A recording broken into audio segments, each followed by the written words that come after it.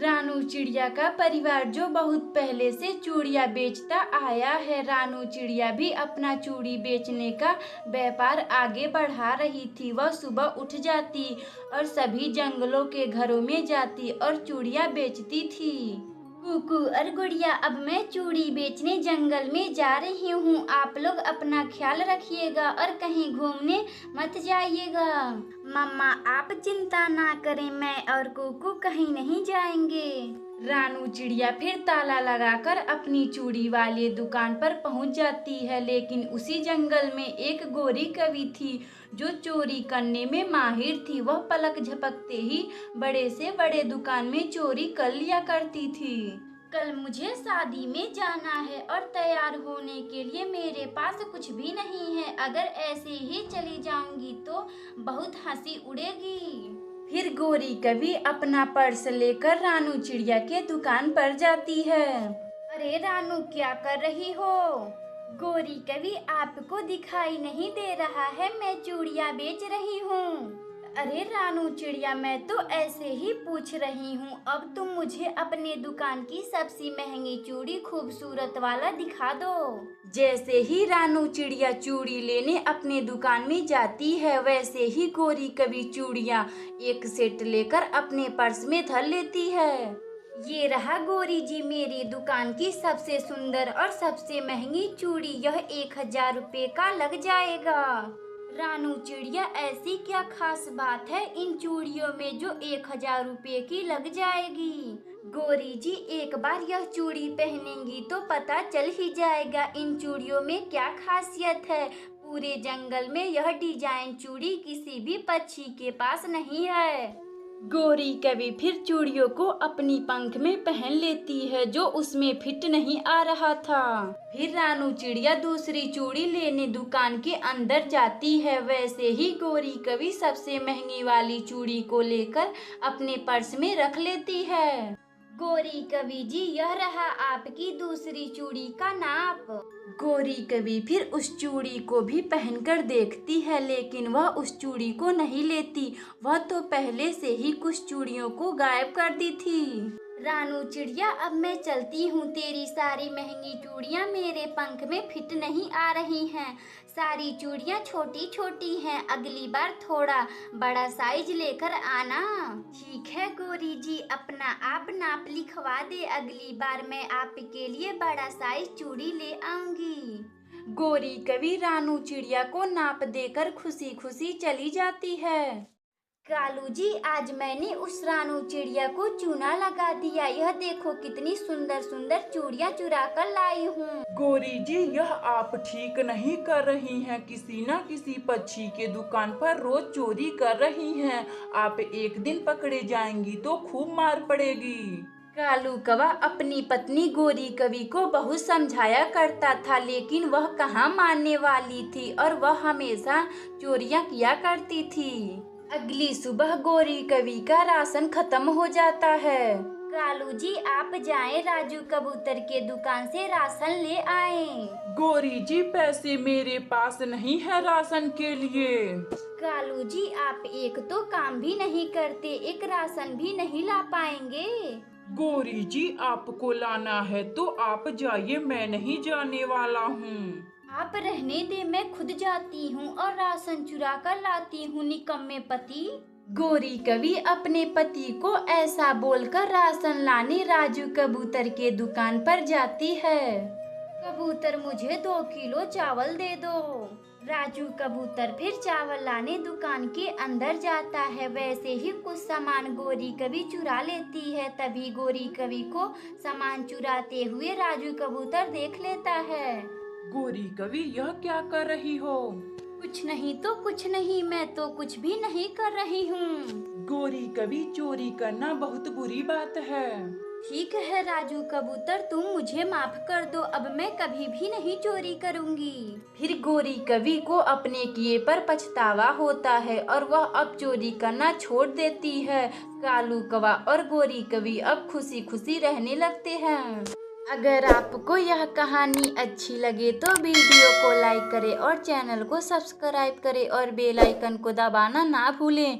हमें comment box में बताएं कि हमारी कहानी आपको कैसी लगी। गर्मियों का मौसम चल रहा था। जंगल में सभी पक्षी कच्चे आमों को बीन बीन कर आम का अचार बना रहे थे। मम्मा चिड़िया और गुड़िया कुकू आम का अचार डाल रहे थे। गुड़िया और कुकू, आपको आम का अचार बहुत पसंद है ना? मैं आम का अचार डाल रही हूँ। मम्मा, गुड़िया दीदी पिछली बार सारा आम का अचार खा ली थी और मैं एक भी नहीं पाया था। कुकू अपनी बड़ी बहन से गुड़िया से मजाक कर रहा था। तभी गुड़िया अपने छोटे भाई कुकू से बोलती है, कुकू, तू अपना भूल गया? पिछली बार तुमने अचार के लिए खूब मार खाया था मम्मा से। कुकू और गुड़िया आपस में बातें कर रहे थे। तभी मम्मा चिड़िया को कुछ आमों की जरूरत पड़ जाती है। बच्चों, मैं आम लेने जंगल में जा रही हूँ। आप लोग घर का ख्याल रखना और खिड़की से बाहर मत जाना। इतना बात बोलकर मम्मा चिड़िया घर में ताला लगाकर कच्चे आम को लेने जंगल में जाती है। तभी रास्ते में उसे दुष्ट कालू कौवा दिखाई देता है। कालू कौवा मम्मा चिड़िया से बोलता है, रानू चिड़िया, तुम इतना जल्दी कहाँ जा रही हो? कालू भैया, मैं कच्चे आम लेने जंगल में जा रही हूँ। कच्चे आम? वह क्यों? तुम कच्चे आमों का क्या करोगी? आम पके खाने में तो मजा आता है। कालू भैया, मैं कच्चे आमों का अचार बनाऊंगी। अचार? यह अचार क्या होता है रानू चिड़िया? अचार का नाम तो मैंने आज पहली बार सुन रहा हूँ। कालू भैया, अचार जो खट्टा लगता है वह कच्चे आमों को काटकर बनाया जाता है। रानू चिड़िया का बात सुनकर कालू कौवा को भी अचार खाने का बड़ा मन करता है। वह जल्दी जल्दी उड़ता उड़ता अपनी पत्नी गोरी कवि के पास जाता है। गोरी जी, अचार? यह अचार क्या होता है? मुझे अचार खाने का बड़ा मन कर रहा है। आप भी अचार बनाइए। कालू जी, अचार जो खट्टा लगता है और यह कच्चे आमों को काटकर बनाया जाता है, मगर मुझे अचार बनाने नहीं आता है। गोरी जी, आप क्यों नहीं अपने मायके से अचार बनवा कर लाती हैं? खबरदार, मुझे मायके भेजने के लिए मेरी माँ दहेज दी है। मैं मायके नहीं जाऊंगी। गोरी जी, मेरा यह मतलब नहीं है। कालू जी, अचार खाना है तो क्यों नहीं आप चिड़िया का बना बनाया अचार चुरा लेते हैं। गोरी जी, हाँ, आपने तो मेरी मन की बात छीन ली। क्यों ना मैं चिड़िया का आम का अचार चुरा लेता हूँ। मैं आज रात ही चिड़िया का आम का अचार चुराऊंगा।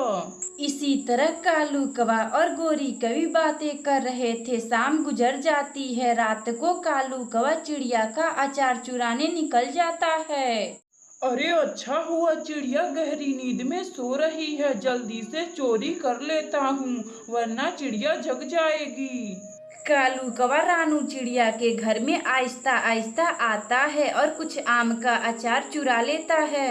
गोरी जी, ये लीजिए अचार, खाकर बताइए कैसा लग रहा है। गोरी कवि थोड़ा सा चिड़िया का बनाया हुआ अचार चख कर देखती है तो उसे बहुत ही अच्छा लगता है। कालू, इतना स्वादिष्ट अचार मैंने तो जिंदगी में कभी खाई नहीं थी। अगली सुबह मम्मा चिड़िया अपने अचार को ना देखकर वह बहुत दुखी हो जाती है। ना जाने किसकी नजर लग गई मेरे आम के अचार पर और वह चोरी भी आज हो गया। मम्मा, आप आम के अचार के लिए चिंतित ना हो, हम आम का अचार फिर से बना सकते हैं। फिर मम्मा चिड़िया आम को इकट्ठा कर कर आम का अचार बनाती है और खुशी खुशी रहने लगती है। अगर आपको यह कहानी अच्छी लगे तो वीडियो को लाइक करें और चैनल को सब्सक्राइब करें और बेल आइकन को दबाना ना भूलें। हमें कमेंट बॉक्स में बताएं कि हमारी कहानी आपको कैसी लगी। गर्मियों का मौसम चल रहा था। सभी पढ़ने वाले पक्षियों का छुट्टी चल रहा था। गोरी कवि का बेटा जग्गू का अभी तक एक भी होमवर्क नहीं हुआ था। रानू चिड़िया, मेरे बेटे जग्गू का अभी तक एक भी होमवर्क नहीं हुआ है। क्या तुम्हारे बेटे कुकू का सारा होमवर्क हो चुका है? गोरी जी, हाँ मेरा बेटा कुकू सारा होमवर्क कर लिया है। मैंने उसका होमवर्क भी देख ली हूँ। वह सभी होमवर्क साफ सफाई से किया है, एक भी गोजा पोता नहीं किया है। रानू चिड़िया, जग्गू अभी तक घूम ही रहा है, उसे होमवर्क की कोई चिंता उनता नहीं है। क्या तुम मेरे बेटे जग्गू का होमवर्क करवा दोगी? गोरी जी, हाँ क्यों नहीं, एक पड़ोसन दूसरे पड़ोसन की ही काम आती है। आप जग्गू को अगली सुबह मेरे घर पर भेज देना, मैं उसका सारा होमवर्क भर दूंगी। गोरी कभी फिर अपने घर आती है और अपने बेटे जग्गू को चिड़िया के घर पढ़ने के लिए भेजती हैं। जग्गू बहुत घूम लिया, अब पढ़ने के लिए रानू आंटी के पास जाओ। मम्मा मुझे नहीं जाना, मुझे अभी खेलना है। अभी तो 15 दिन की छुट्टियां बची हैं, मैं अपना होमवर्क कर लूंगा। जग्गू, चुपचाप से कल से रानू चिड़िया के घर पे पढ़ने जाना। सुबह होती है, गोरी कवि का बेटा जग्गू खा पी करके अपना बस्ता लेकर रानू चिड़िया के घर आता है। जग्गू बेटे, अपना कॉपी निकाल कर अपना होमवर्क करो, मैं अभी आऊंगी तो तुम्हारा होमवर्क चेक करूंगी। रानू चिड़िया फिर मटका लेकर पानी लाने चली जाती है। कुकू चल हम लोग छुपन छुपाई खेलते हैं। जग्गू, अभी तक तुमने एक भी होमवर्क नहीं किया है और खेलने की बातें करते हो। कुकू मैं अपना होमवर्क कर लूंगा, तुम बाहर जाओ और 10 तक गिनती करो, मैं घर में छुप रहा हूँ। कुकू फिर बाहर बैठकर 10 तक गिनती करता है और जग्गू घर के अंदर छिपने के लिए चला जाता है। जग्गू, अब मैं 10 तक गिनती कर लिया हूँ, अब मैं आ रहा हूँ।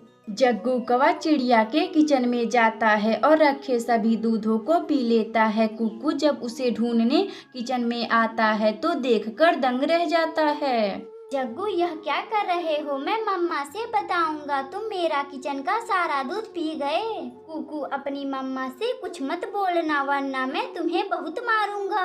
जग्गू और कुकू में बातों ही बातों में लड़ाई हो जाती है। जग्गू जो कुकू से ज्यादा ताकतवर था, वह कुकू को मार पीट देता है और अपना बैग लेकर वहां से चला जाता है। शाम को जब मम्मा चिड़िया अपने घर आती हैं तो कुकू अपनी मम्मा को सारा बात बताता है। मम्मा, जग्गू वह बहुत बुरा है, छुपन छुपाई खेलने के बहाने वह किचन का अपना सारा दूध पी गया है। मैंने बोला मैं मम्मा से बताऊंगा तो मुझे बहुत मारा है।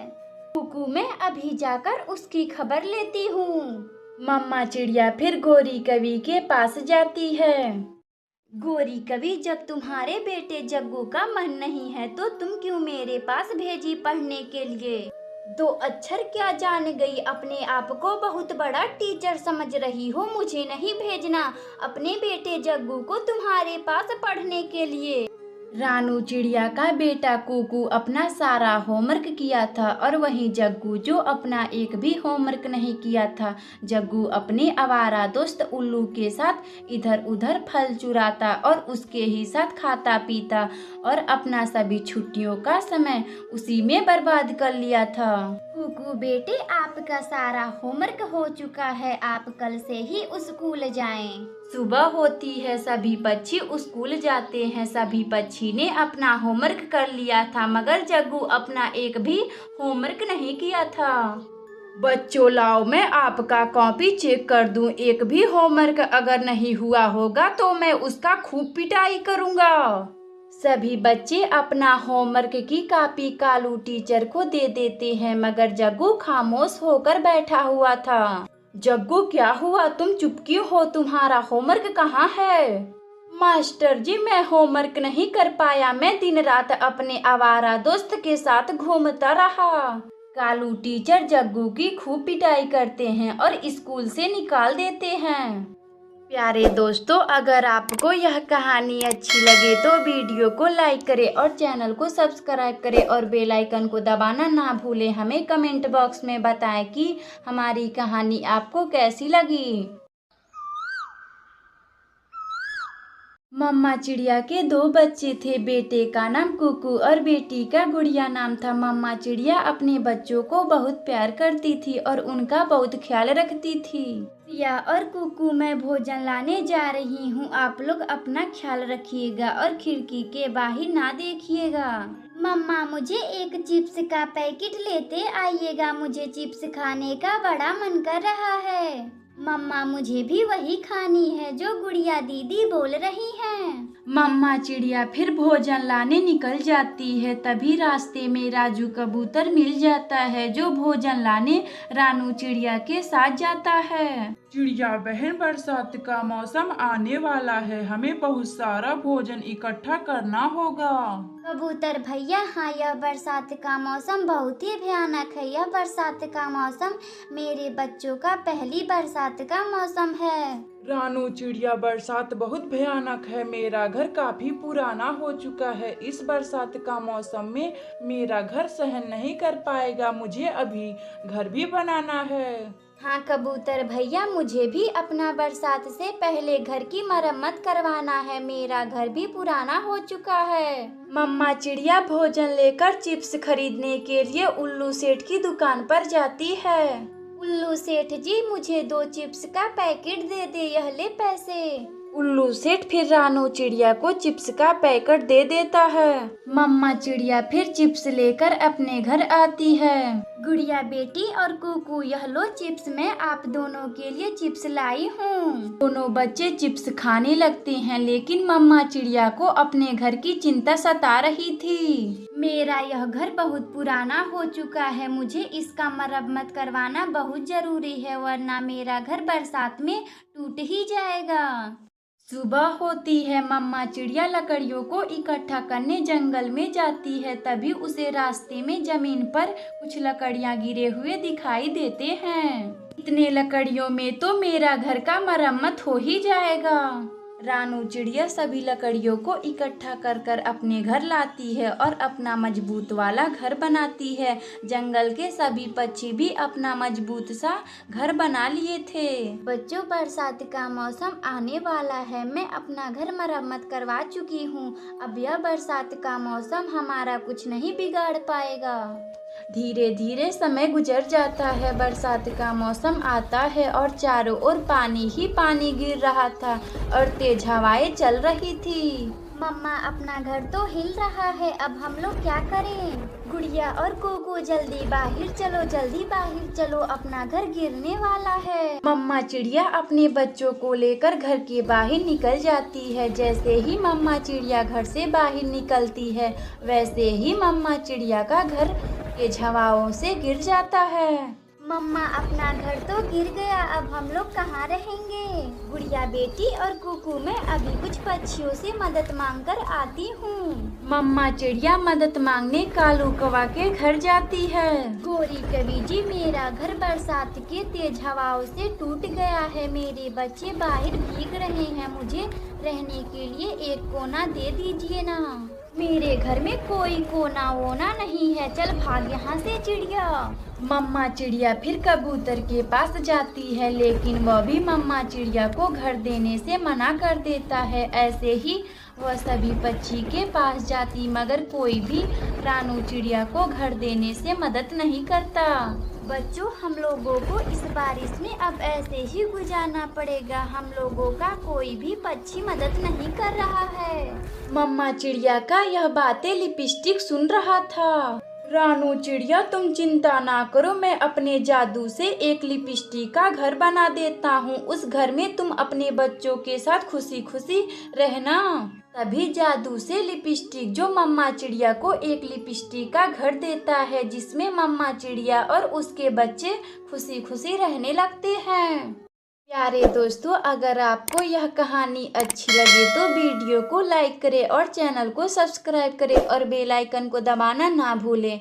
हमें कमेंट बॉक्स में बताएं कि हमारी कहानी आपको कैसी लगी।